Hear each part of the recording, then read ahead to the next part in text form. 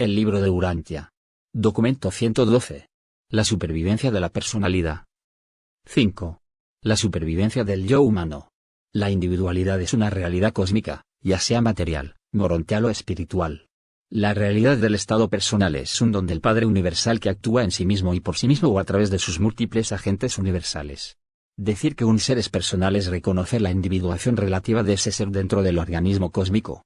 El cosmos viviente es un agregado casi infinitamente integrado de unidades reales, y todas ellas están relativamente sujetas al destino del conjunto.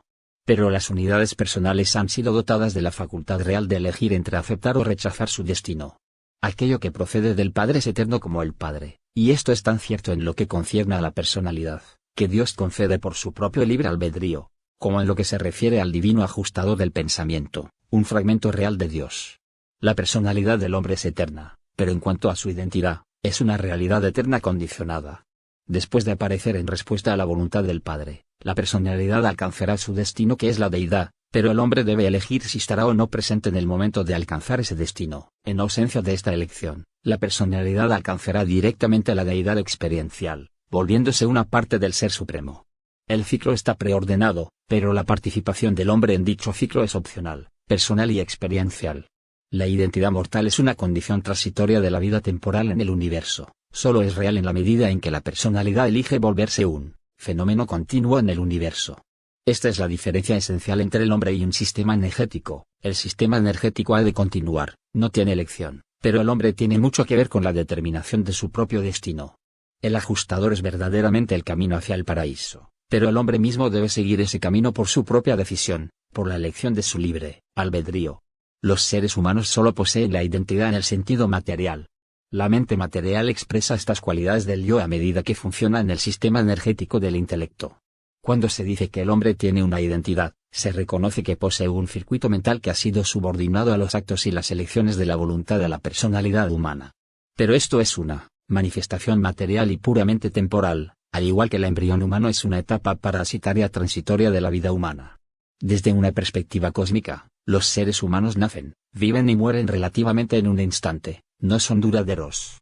Pero la personalidad mortal, por su propia elección, posee el poder de trasladar la sede de su identidad desde el sistema pasajero intelectual material al sistema superior del alma morontial, el cual, en asociación con el ajustador del pensamiento, es creado como nuevo vehículo para la manifestación de la personalidad. Este mismo poder de elección, esta insignia universal de las criaturas con libre albedrío, es lo que constituye la oportunidad más grande del hombre y su responsabilidad cósmica suprema. El destino eterno del futuro, finalitario depende de la integridad de la volición humana. El ajustador divino depende de la sinceridad del libre albedrío humano para adquirir la personalidad eterna. El Padre Universal depende de la fidelidad de la elección humana para hacer realidad un nuevo Hijo ascendente. El Ser Supremo depende de la constancia y de la sabiduría de las acciones y decisiones para llevar a cabo la evolución experiencial.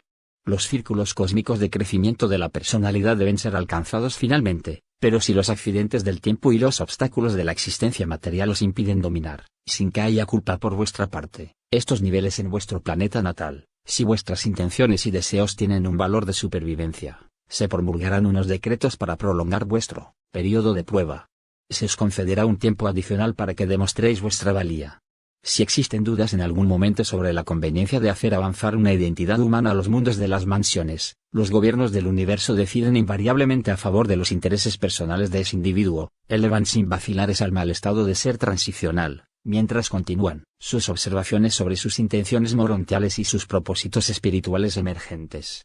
Así, la justicia divina se cumple con certeza, y la misericordia divina tiene una nueva oportunidad para extender su ministerio. Los gobiernos de Orbonton y de Nevadon no pretenden haber alcanzado una perfección absoluta en el funcionamiento detallado del plan universal de repersonalización de los mortales, pero sí pretenden manifestar paciencia, tolerancia, comprensión y una compasión misericordiosa, y lo hacen realmente. Preferimos asumir el riesgo de una rebelión en un sistema antes que correr el peligro de privar a un solo mortal, que lucha en cualquier mundo evolutivo, de la alegría eterna de continuar la carrera ascendente. Esto no significa en absoluto que los seres humanos tengan que disfrutar de una segunda oportunidad después de haber rechazado la primera.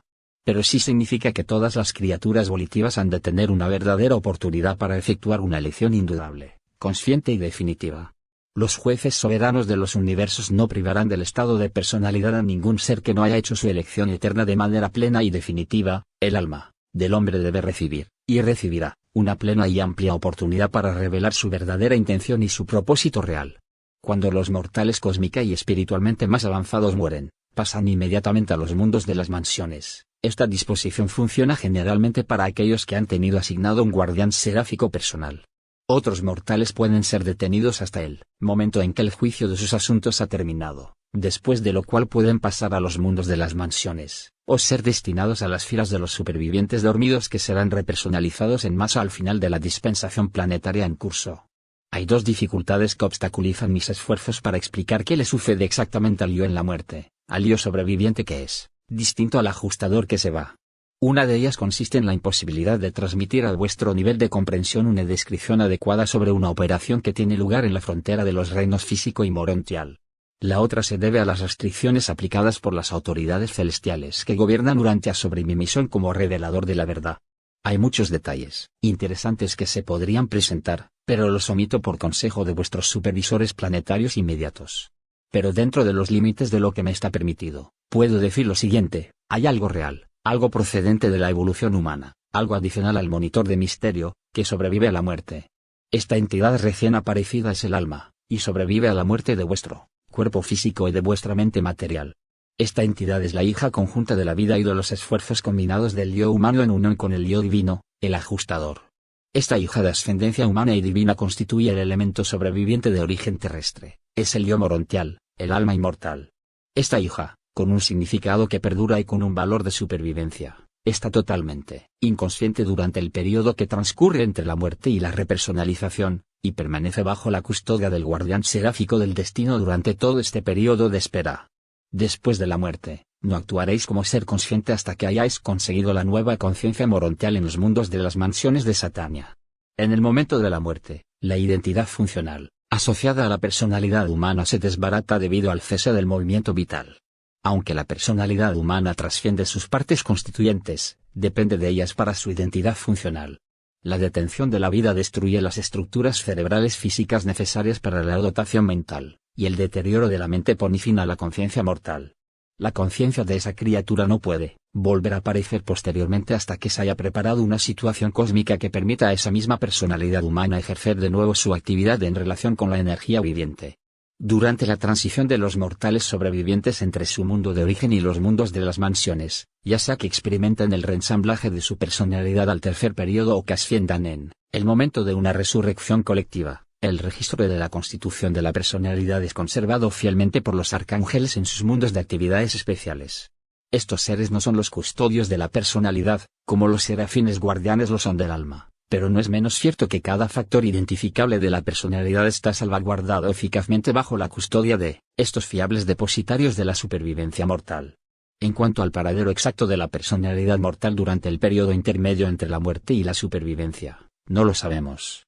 La situación que hace posible la repersonalización tiene lugar en las salas de resurrección de los planetas receptores morontiales de un universo local. Aquí, en estas cámaras de ensamblaje de la vida, las autoridades supervisoras proporcionan esa relación de energía universal, morontial, mental y espiritual, que permite devolver la conciencia al sobreviviente dormido. La reunión de las partes constituyentes de una personalidad en otro tiempo material implica, 1. La fabricación de una forma adecuada, de un modelo energético morontial, con el que el nuevo sobreviviente puede ponerse en contacto con la realidad no espiritual, y dentro del cual se puede poner en circuito la variante morontial de la mente cósmica. 2. El regreso del ajustador a la criatura morontial en espera.